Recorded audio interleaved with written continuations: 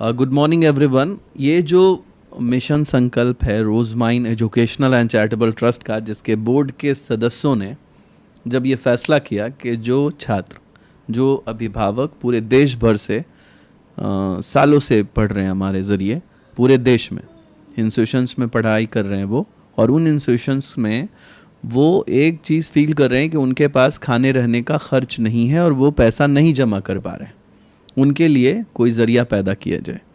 तो सारे लोग बैठे, मीटिंग हुई, उस पर हम लोगों ने ये फैसला किया कि जो सदस्य, जो हमारा मेंबर है, जो स्टूडेंट है, अगर वो खाने पीने की रकम नहीं जमा कर पा रहा है, उसके पास कोई कमी है, ऐसे वक्त में हम उसके साथ खड़े हों, क्योंकि वो तीसरे साल में है, दूसरे साल में है, बीच में हम उसको छोड़ नहीं सकते।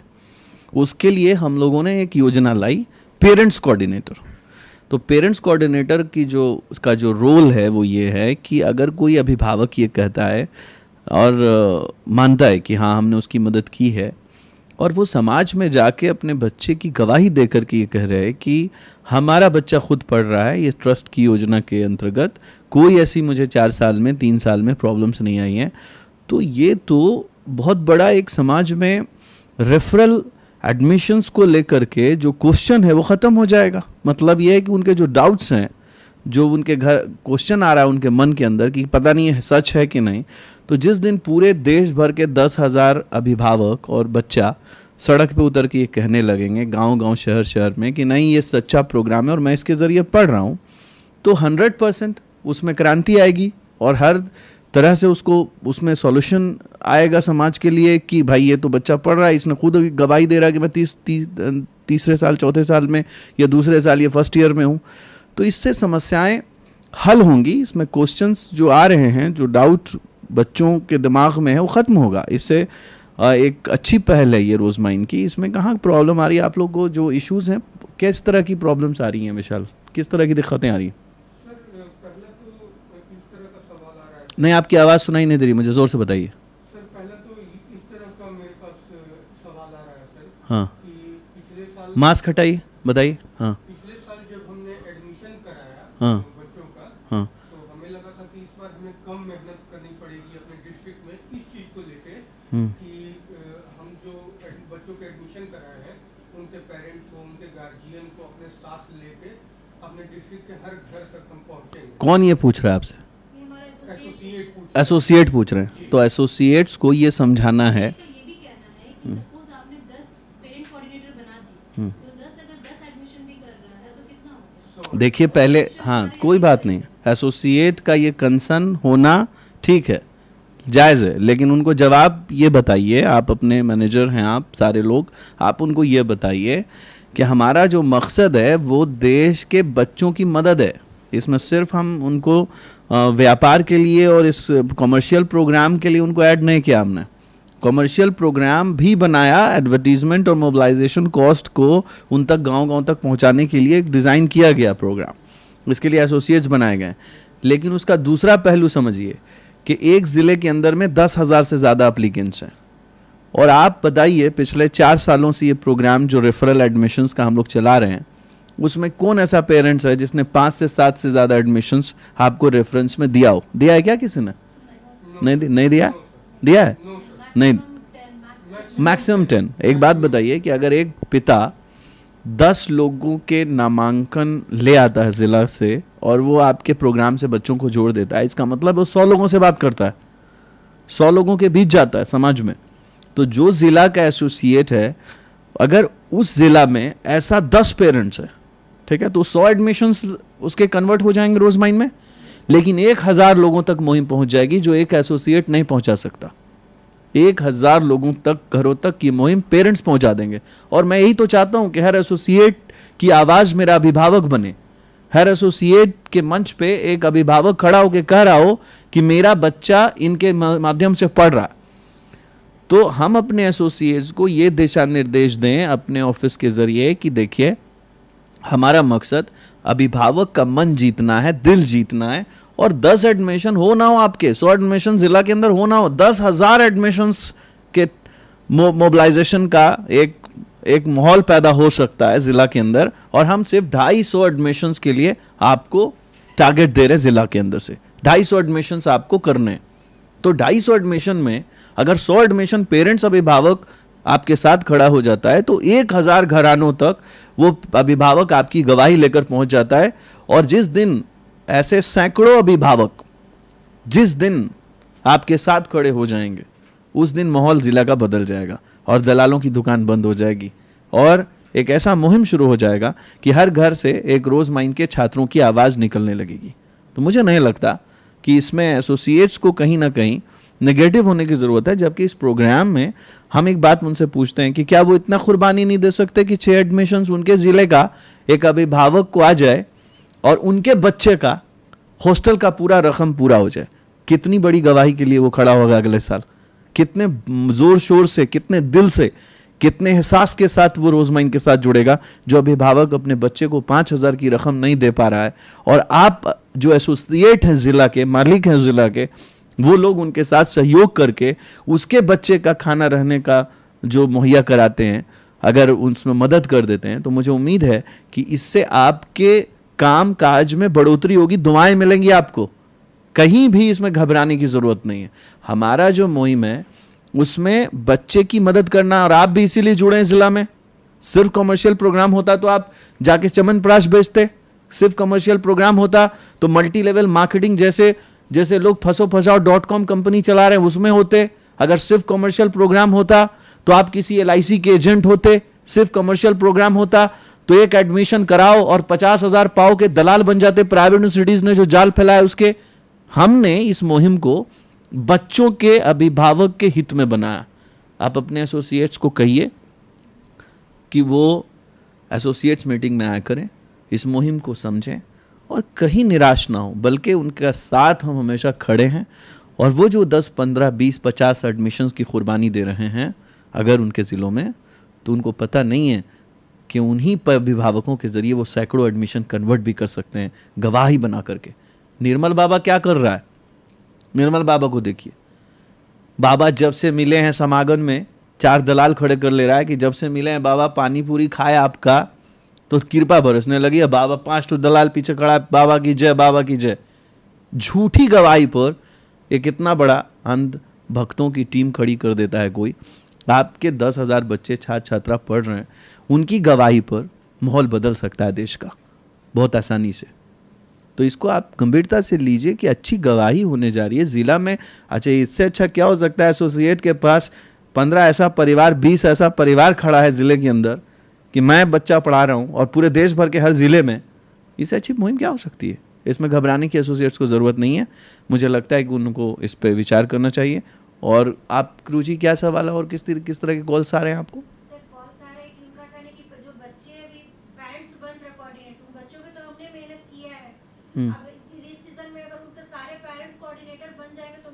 भाई सबसे पहली बात कि सारे पेरेंट्स नहीं बनेंगे। हमने अपील की है कि जो अभिभावक ऐसे हैं जिनके माँ बाप पूरा पैसा खाने का नहीं दे सकते, आप उनको बोल रहे हैं कि आपके खाने रहने के इंतजाम इस तरीके से किए जाएंगे। एक बात। दूसरा, आप एक बात बताइए, कोई खेती करने वाला किसान एक साथ हल जोतता है तो क्या वो 10 साल गल्ला काटने की उम्मीद रखता है क्या? एक बार आपने मेहनत की जरूर, तो उससे आप गवाही कराइए। आप उससे रेफरल लेने की उम्मीद क्यों कर रहे हैं? हाँ, उससे रेफरल ही अगर आपके अगर 50 पेरेंट्स हैं जिला के अंदर में, तो 10 ही पेरेंट्स हम ऐसे देख पा रहे हैं जो ये कह रहे हैं कि हम खाने रहने का नहीं दे सकते, मुझे मदद कीजिए। लेकिन 40 पेरेंट्स से आप क्यों नहीं जुड़ रहे हैं? जिनसे हम जुड़ गए उनसे आप पहले जुड़िए और उनकी मदद पूछिए। जो मदद मैंने सोची पटना में बैठ करके कि उन जिलों के अंदर उन अभिभावकों की कैसे मदद की जाए, जब मैं ये सोच रहा हूं बैठ करके, ये सोचना आपका काम है जिले के अंदर, तो मैं क्यों सोच रहा हूं? उन राज्यों में आप सोचिए ना कि इन अभिभावकों की और मदद कैसे की जाए। इससे माहौल बदलेगा। आपका कोई मैडम, आपकी कोई बात? ये भी है कि बिहार को छोड़कर दूसरे स्टेट्स हैं, जैसे हरियाणा हो गया, राजस्थान हो गया, या नेपाल, दूसरी कंट्री की बात है, वहाँ के एसोसिएट्स के कोई क्वेश्चंस नहीं है। लेकिन हमारे बिहार की कुछ एसोसिएट्स हैं जिनका ये कहना है कि पेरेंट कोऑर्डिनेटर बनने के कारण हमारा रोजमाइन का सिर्फ फायदा हो रहा है, इससे एसोसिएट का तो कोई फायदा हो नहीं रहा है, इनफैक्ट उनका नुकसान हो रहा है उनके डिस्ट्रिक्ट में। तो इसमें हम क्या जवाब दें? देखिए, पहले तो फायदा और नुकसान को समझना होगा।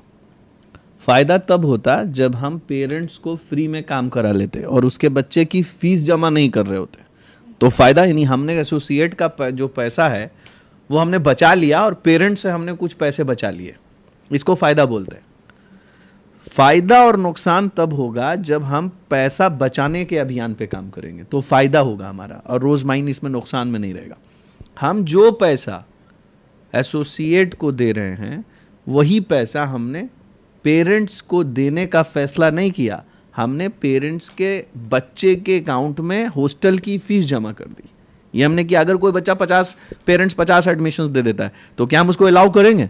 नहीं, हम उसकी अलाउत नहीं कर रहे हैं कि अगर वो 10 फॉर्म ले जा रहा है और 11 फॉर्म देने की कोशिश करेगा तो हम लेंगे ही नहीं। एक बात।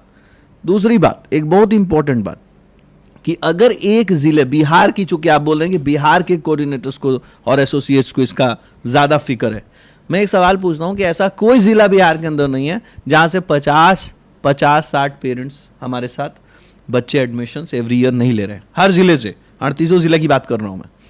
तो अगर 38 ज़िले में हम 50 के तादाद में हैं तो रोज़ माइन संस्था की आके फाइल की उन्हें देख लेते हैं। आप ऐसा कीजिए, आप जाइए हमारी ERP पर आके एसोसिएट आए, डायरेक्ट हम एडमिन में दिखा देते हैं। हमने सिर्फ 100 पेरेंट्स कोऑर्डिनेटर बनाया, ठीक है? तो 100 पेरेंट्स कोऑर्डिनेटर का मतलब क्या हुआ? कैलकुलेटर पे देख लीजिए आप। 100 पेरेंट्स कोऑर्डिनेटर का मतलब हुआ कि 38 ज़िलों में डिवाइडेड बाय, अगर हम सिर्फ बिहार में कोऑर्डिनेटर बना रहे हैं तो 100 अगर हम कर लेते हैं, 100 डिवाइड बाय 38, मतलब हम एक ज़िले के अंदर में 100 कोऑर्डिनेटर डिवाइडेड बाय 38 ज़िले के अंदर में हम 2.6 कोऑर्डिनेटर बना पा रहे हैं। मतलब एक ज़िले के अंदर में 3 कोऑर्डिनेटर हम बना रहे हैं, पेरेंट्स कोऑर्डिनेटर। मतलब 50 पेरेंट्स पर 3 पेरेंट्स ये कह रहा है हमको आके कि सर मेरे पास इतना भी पैसा नहीं है कि हम अपने बच्चे का खाने का रकम दे पाए। वरना कई ऐसे पेरेंट्स से बोल रहे हैं हमें ज़रूरत नहीं है, हम आगे कर लेंगे, हम पढ़ा लेंगे बच्चों को, अब खाना उन्हें बहुत ना मदद किया आपने, बहुत है। दूसरा सवाल मेरा एसोसिएट से, बिहार के एसोसिएट से, कि आप ये क्यों नहीं सोचते कि अगर हमने 4 ज़िले से पेरेंट्स को पटना बुला करके उनको एसोसिएट में शामिल कर लिया, इसका मतलब हमने टोटल 60 से बात की, उनकी खैरियत पूछी। ये काम मेरा था कि उस ज़िले के एसोसिएट का था जिनके ज़रिए वो पेरेंट्स यहाँ तक आए। तो वो अपने काम पर ध्यान दें और ये करें कि वो अपने रिश्ते बुनियादी तौर पे स्ट्रॉन्ग करें उनके साथ जिनका बच्चा मेरे साथ पढ़ रहा है। और अगर हमने 4 एसोसिएट बना दिए हैं और वो एसोसिएट रोज़ माइन पटना आने में कंफर्ट है और आपके ज़िले में वो कंफर्ट नहीं है, ये दुर्भाग्यपूर्ण है।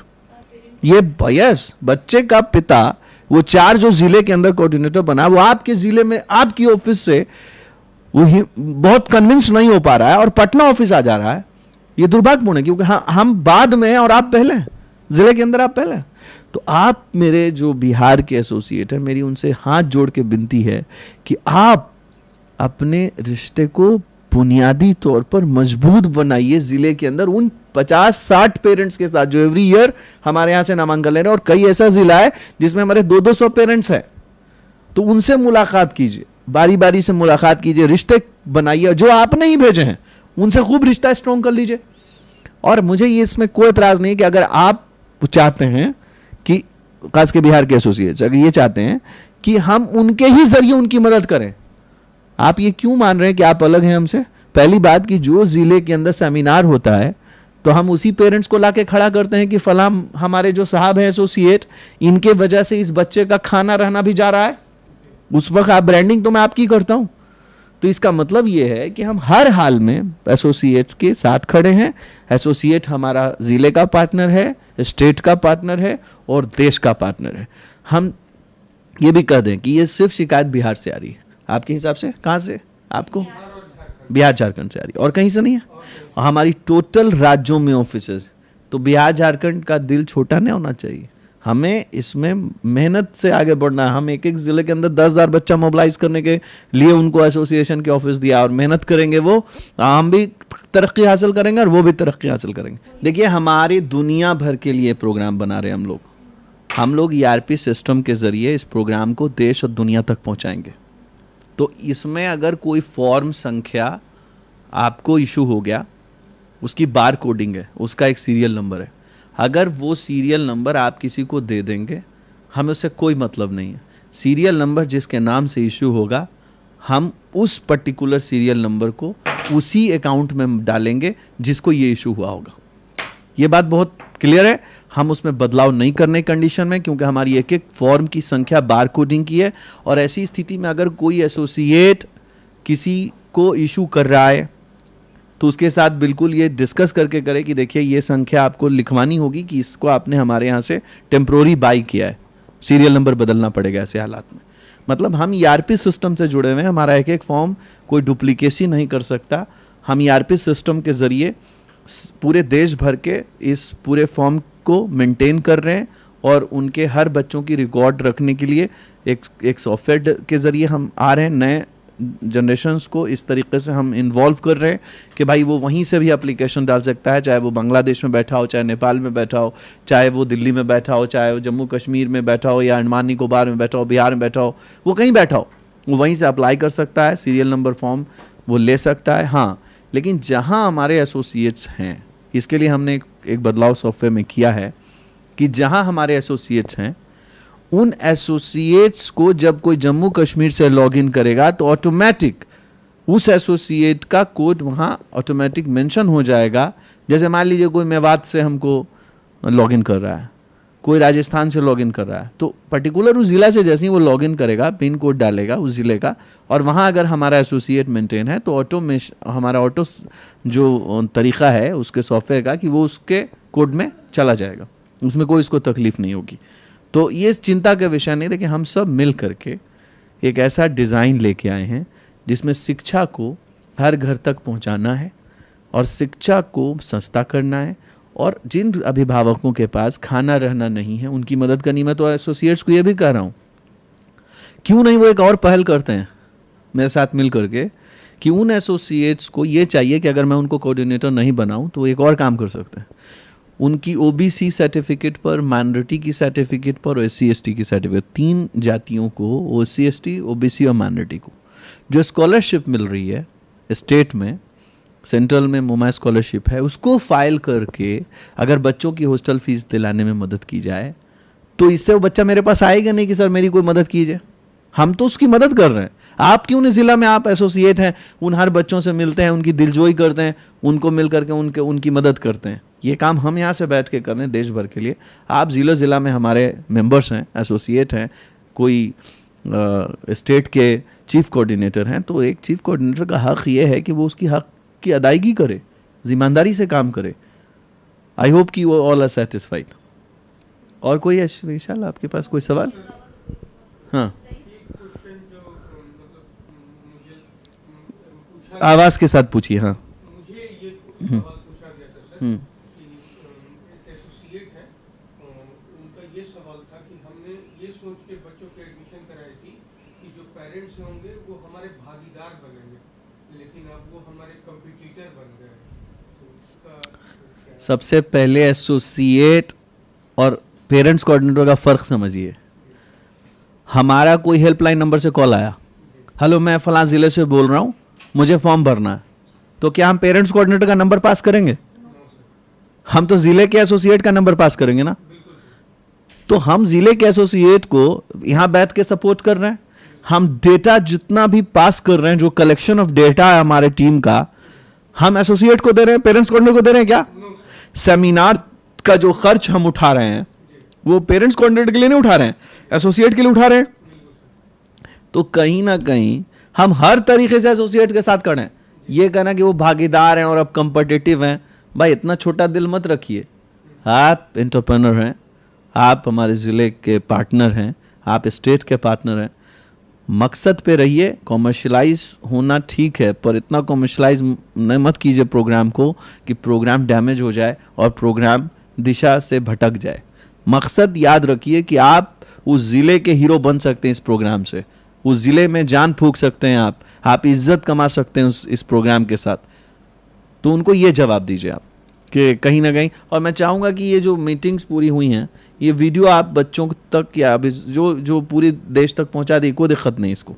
आप जितने भी लोग हैं उनको, अगर आपका मीटिंग में सही हो जाता है, मीटिंग आपकी लगती है कि ये वीडियो जा सकता है, तो इसको अलाउ कराइए मीटिंग पास करा के। ठीक है, थैंक यू।